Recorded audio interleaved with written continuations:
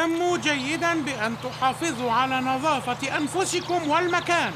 انظر البقرة، هل تعرف كيف تقلد صوتها؟ أريد أن أقدم له هدية بمناسبة عيد ميلاده. والآن لدينا فترة حرة. كلا، فهذه مغامرة بسيطة ولا تحتمل شخصاً ثالثاً. انظر يا وضوض، إنها ثمار التوت. يبدو أن مغامرتنا ستنتهي بأسرع مما توقعنا. لابد أن أجمع أكثر حتى أتفوق على المغامرين. إنها خلية نحل. هيا يا فوفو، اقفز في البركة الطينية. هل تعتقدان أن الأستاذ عزوز يمكنه أن يتعرف علينا ونحن في هذه الحالة؟ أشعر باليأس، وليس أمامنا متسع من الوقت للحصول على ثمار أخرى. حتى لو كان هناك وقت، فأي شيء سنلمسه سنلوثه بالطين. عندي فكرة، لنذهب إلى البئر لنغتسل ونغسل ثمار فوفو، فهي على بعد أمتار قليلة من هنا. فكرة رائعة، هيا بنا. انتظر، لم تعد هذه ثمار فوفو بل ثمارنا. سنقدمها نحن الثلاثة هدية للأستاذ عزوز. شكرا لك يا فوفو، والآن هيا لنسرع. ولكن أين وضوض؟ ربما يكون قد سبقنا. حسنا، هيا بنا.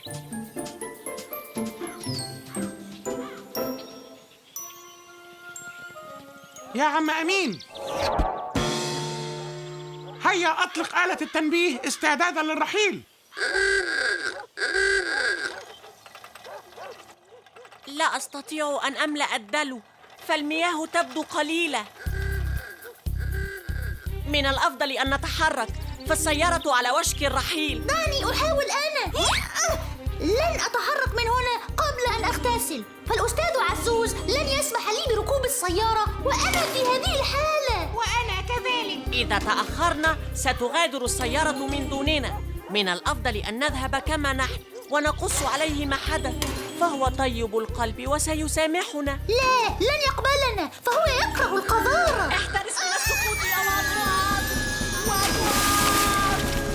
من فضلك يا عم أمين، أطلق آلة التنبيه ثانية، فما زال ينقصنا 3 تلاميذ. لا يمكننا التحرك من دونهم، فسلامة الأطفال أمانة في رقابنا. إن البئر ليست عميقة، حاول أن تخرجه يا فوفو وسأحاول أنا إيقاف السيارة. حسناً، هيا هيا يا وضوض.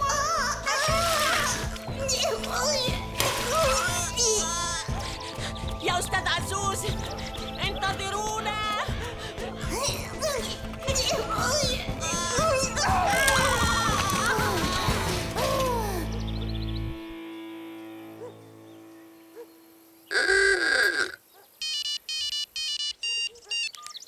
أهلا سيدة فاتن. نعم أتذكر الموعد، سوف نتحرك بعد دقائق قليلة. إلى اللقاء، إلى اللقاء. أين أنتم يا أولاد؟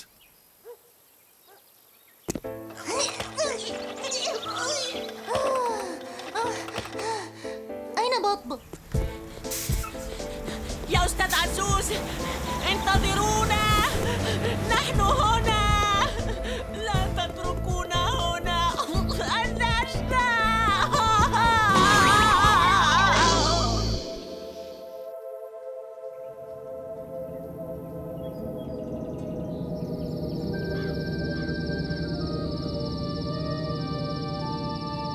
أشكرك يا فوفو، لقد أنقذت حياتي. مع أنني لم أتصرف معك بطريقة لائقة، لكنني... لا عليك يا وضوض، ولكن ماذا سنفعل الآن؟ لو وجدنا الأستاذ عزوز الآن سوف يعاقبنا أشد عقاب. لم أتعود الفشل. هيا يا فوفو، لابد أن نحل مشكلتنا بأنفسنا. كيف؟ لابد أن نجد وسيلة للخروج من هذا المكان إلى الطريق الرئيسي، وهناك سوف نوقف أي سيارة لتعود بنا إلى منازلنا. وهل تعرف كيف نصل للطريق الرئيسي؟ سنجرب كل الطرق، هيا بنا. يا إلهي، لا أستطيع رؤية البئر.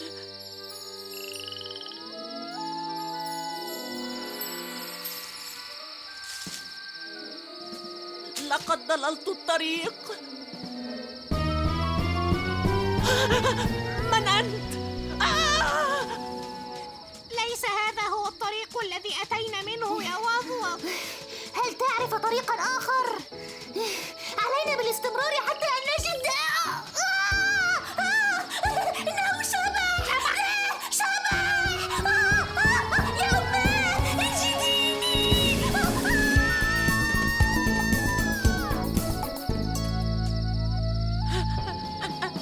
أنا لم أفعل شيئا، لم أفعل شيئا.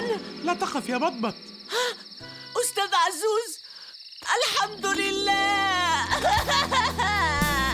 أين رفيقاك؟ لقد فقدتهما، ثم ظهر لي شبح مخيف ساقه من الخشب ويلبس ملابس قديمة. هل تقصد خيال المآتة؟ إنه تمثال من الخشب والقماش يضعونه وسط الحقول حتى يخيف العصافير فلا تأكل المحصول. كدت أموت خوفا. أنا آسف.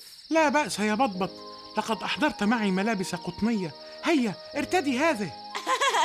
وهل أحضرتها لدواعي النظافة أيضا؟ لا، كنت أنوي أن أستكمل بها شرح الدرس. فهذه الملابس القطنية تصنع من الخيوط والأقمشة القطنية. هيا ارتديها. وهل هناك أقمصة إضافية لوضوض وفوفو؟ بالطبع، علينا أن نجدهما بسرعة قبل أن يصاب بمكروه. أنتما الاثنان أين تذهبان؟ عصيتما أوامري والآن تهربان. لكننا لم نقصد. لا، بل قصدتما وتستحقان العقاب مهما كنتما. وزوز. أستاذ عزوز، لا تخاف، لا تخاف، ولا عند أخطائك تقف، فتبعد بيني وبينك، فتبعد بيني وبينك، فإن عدت وفي قلبك أسف، فإن عدت فأنا قد سمحتك.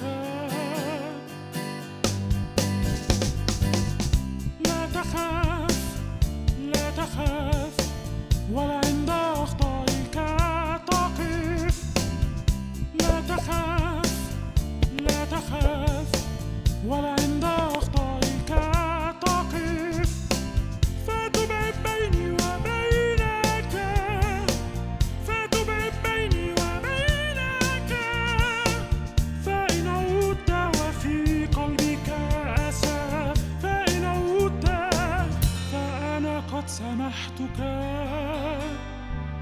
فأنا قد سمحتك، قد سمحتك.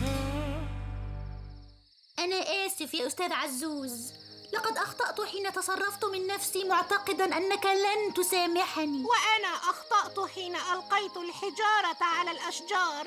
هل يمكنك أن تسامحنا؟ لقد سامحتكما بالفعل يا وزوز. هيا ارتدي هذه الأقمصة البيضاء الجديدة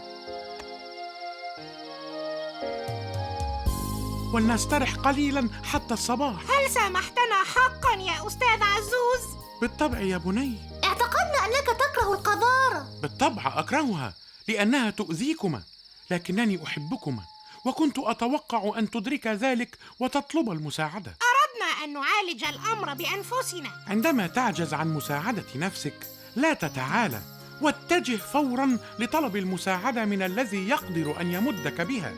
بالطبع أنا لا أقصد وزوز وبطبط، فهما كانا مثلك محتاجين إلى المساعدة. كل عام وأنت بخير يا أستاذ عزوز، إنها هديتي لك. ماذا؟ ألم نتفق أنها هديتنا جميعاً للأستاذ عزوز؟ شكراً لك يا فوفو، أشكركم جميعاً، أشكركم. لقد غيرت رأيي. هكذا إذن حسناً. حاول أن تلحق بي. أتتحدانا؟ ها؟ سألقنك درساً لن تنساه. سيدة فاتن، أعتذر عن عدم المجيء. سأمسك بك. تقصدين الهدية؟ لقد وجدت تلاميذي التائهين، وهذه أفضل هدية لعيد ميلادي. الحقوا بي، الحقوا بي، امسكوه. وزوز وبطبط على قناة موكي. لو عجبتك الحلقة دوس لايك وسبسكرايب علشان يوصلك كل جديد.